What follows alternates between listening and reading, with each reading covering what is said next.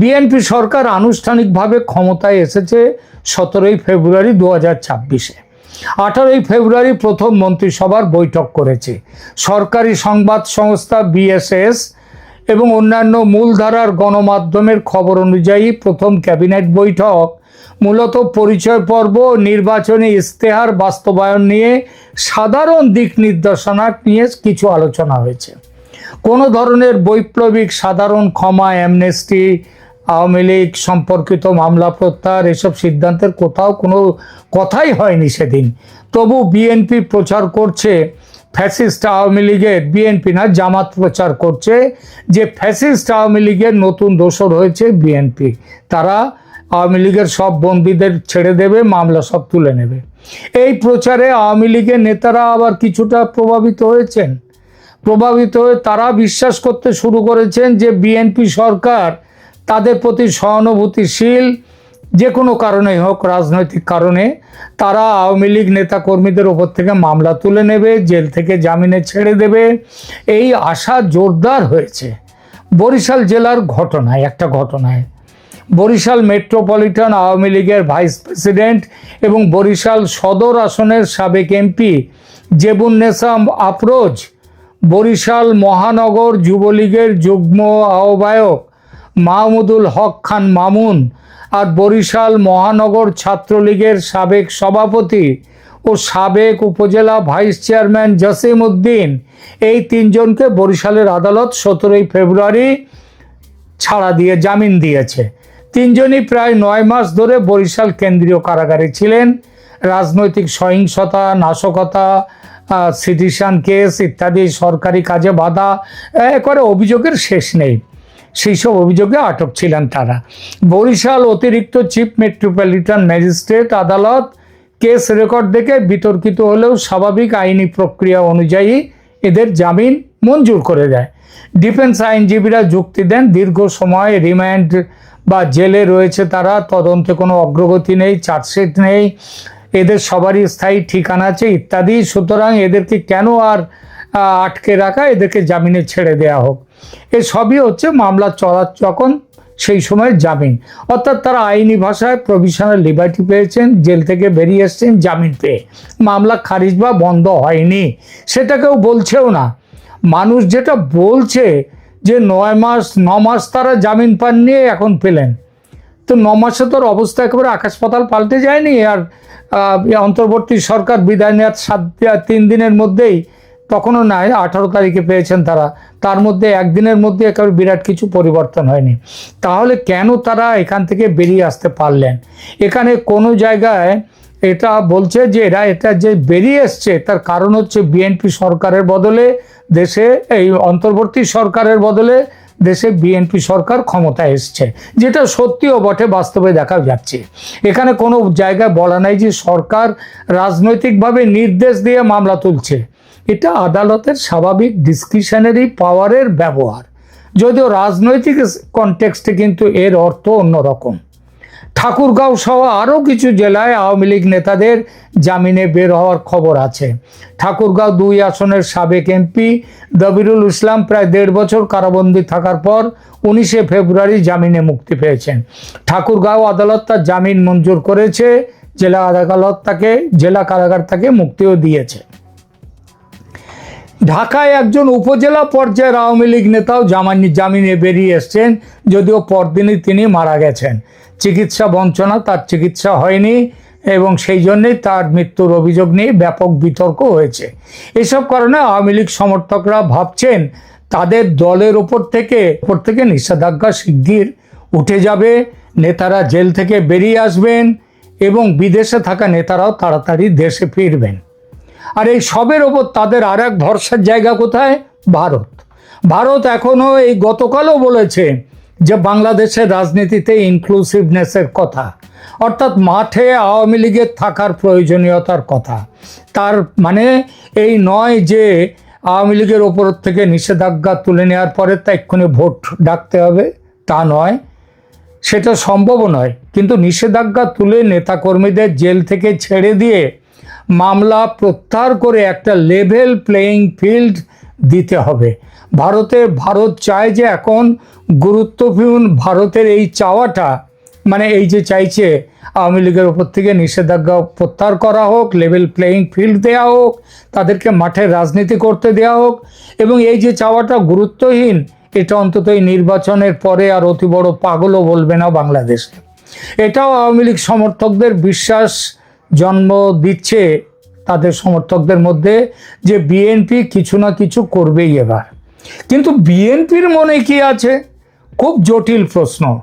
বিএনপির সমস্যাগুলো কি দেখুন, 24-এর অভ্যুত্থানে বিএনপিও পার্টনার ছিল, যদিও ছোট পার্টনার ছিল বিএনপি। বড় পার্টনার কে? বড় পার্টনার জামাত। তারপর হাসিনার পতনের পর যে নতুন সরকার, বিএনপি সেই সরকারের সঙ্গেও যুক্ত ছিল একদম প্রকাশ্যে প্রত্যক্ষভাবে। হাসিনার আমলকে ফ্যাসিস্ট বলেছে তারাও। এখন সেই আওয়ামী লীগকে এত তাড়াতাড়ি ক্লিন চিট দেওয়াটা রাজনৈতিকভাবে তারা দিতে পারে না। সেজন্যই তারা বন্দি মুক্তির ব্যাপারে ইউনূস আমলের কঠোরতা যেমন দেখাচ্ছে না, ঠিক নমনীয় করেছে জামিন দেওয়ার কাজ, নতুন মামলা দিচ্ছে না। তবে তারা এই সব কিছুর পেছনে বলছে এটা সরকারের কোনো সিদ্ধান্ত নেই, এটা এক এক কোর্টে পাবলিক প্রসিকিউটররা এক এক রকম অবস্থান নিচ্ছে, একই অপরাধে আলাদা কোর্টও আলাদা আলাদা অবস্থান নিচ্ছে তাদের নিজেদের বিচার বুদ্ধি অনুযায়ী। সরকারের এখানে কোনো রকম করণীয় নেই, সরকার কিছু নির্দেশ দেয়নি। দেখুন, পাবলিক প্রসিকিউটররা জামিনের বিরোধিতা করে এটা আইনি নিয়ম মেনেই, যাতে আসামিরা ফেরার না হয়, সাক্ষী প্রভাবিত না হয়, তদন্তে বাধা না আসে, এটা তাদের ডিউটি। কিন্তু রাজনৈতিক কেসে এই বিরোধিতা ইউনূসের আমলে অতিরিক্ত কঠোর হয়ে উঠেছে, বিশেষ করে আওয়ামী লীগ সম্পর্কিত মামলাগুলোতে। বাংলাদেশের আদালতের রেকর্ড ও সাম্প্রতিক কেস থেকে দেখা যায় প্রসিকিউটররা সাধারণত এই যুক্তিগুলো তুলে তদন্ত সময় বলেন যে সাক্ষীরা প্রভাবিত হতে পারে, অতএব এদেরকে ছেড়ে দেওয়া হবে না, কারণ এই সমস্ত এরা হচ্ছেন রাজনৈতিক বড় বড় নেতা, সুতরাং তারা বেরিয়ে এসে অনেক রকম কাজ করতে পারেন। কিন্তু মনে রাখতে হবে এসব করা সত্ত্বেও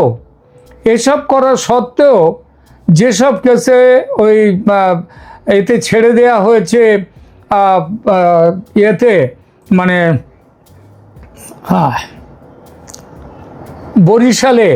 বরিশালে জেবুন্নেসা আফরোজ সহ যাদেরকে ছেড়ে দেওয়া হয়েছে তাদের বিরুদ্ধেও কিন্তু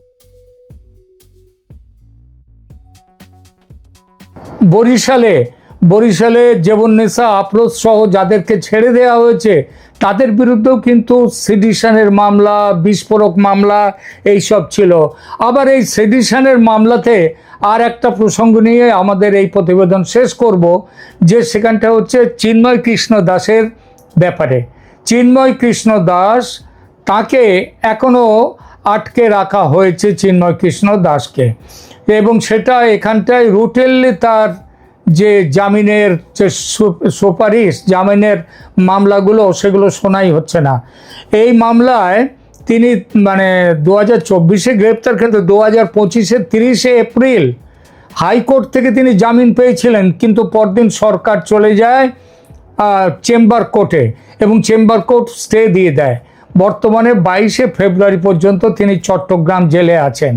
এর মধ্যে তার মামলা অনেকবার উঠেছে জামিনের জন্যে, জামিন সববারই বাতিল হয়েছে। বললাম একবারই হাইকোর্ট তাকে দিয়ে দেয় জামিন, কিন্তু সেই জামিন চেম্বার কোর্ট বাতিল করে দেয়।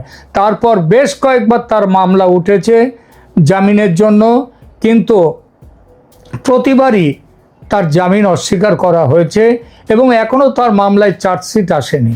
চার্জশিট এলে তারপর তো বিচার হবে, সেই বিচারটা চার্জশিট পেলেই, চার্জশিটটা এখনও অবধি দেয়নি। এবং তারপরেও যে কথাগুলো হচ্ছে যে তাকে ফেব্রুয়ারি 2026-এর যে শেষ সপ্তাহ পর্যন্ত, শেষ সপ্তাহে একবার তার জামিনের সম্ভাবনা আছে। এবং মনে করা হচ্ছে যে বাংলাদেশে এখন কোর্ট টু কোর্ট যেরকম ব্যবস্থা চলছে, এবং বিএনপি সরকারের কাছে এবার একটা চাপ এসছে, বড় চাপ, সেটা হলো যে এবারের এই ভোটে হিন্দুরা পারম্পরিকভাবে তারা আওয়ামী লীগের সমর্থক হওয়া সত্ত্বেও তাদের একটা বড় অংশ এবারের ভোটে বিএনপিকে সমর্থন দিয়েছে এবং এই সমর্থনের কারণে হিন্দুদের দিকটা, হিন্দু সাইড দেখাটা, হিন্দুদের সুবিধা ইত্যাদি দেখাটা এই সরকারের ওপরে তার একটা দায়িত্ব এসে গেছে। সুতরাং আশা করা যাচ্ছে এবং বিভিন্ন জায়গা থেকে যে খবর মিলছে তাতে এটা বোঝা, আমাদের মনে একটা দৃঢ় ধারণা আসছে এরপরে যেদিন জামিনের শুনানি হবে সেদিন হয়তো চিন্ময় কৃষ্ণ দাস প্রভু তিনি জামিন পেয়ে যাবেন। এবার শেষের প্রশ্নে আসি যে বিএনপি কি করতে চাইছে, বিএনপির সামনে আগামী দিনে কোন রাস্তা রয়েছে। দেখুন, আমি আগেই বলেছি বিএনপি খুব ব্যালেন্সের খেলার ওপর দিয়ে চলছে। সেই বারের খেলা সার্কাসে হতো যে বারের ওপর দিয়ে হেঁটে যাওয়া, একটু এদিক ওদিক হয়ে গেলেই পড়ে যাবে।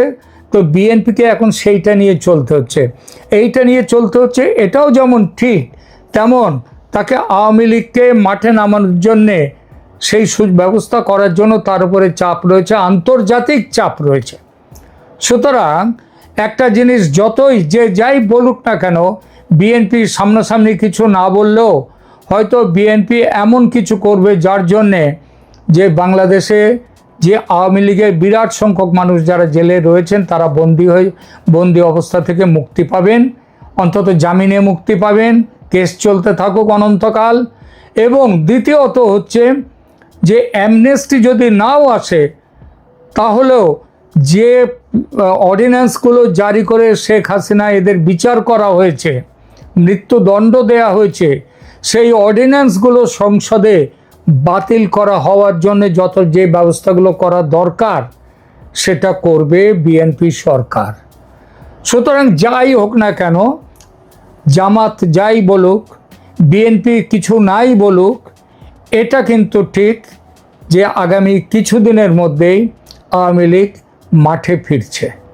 আওয়ামী লীগ মাঠে ফিরছে, তাদের ওপর থেকে নিষেধাজ্ঞা প্রত্যাহৃত হতে চলেছে। শেখ হাসিনার মৃত্যুদণ্ড নিয়ে কি হবে সেটাও বুঝতে পারবেন যদি এই যে অর্ডিন্যান্স, ওই যে অপরাধ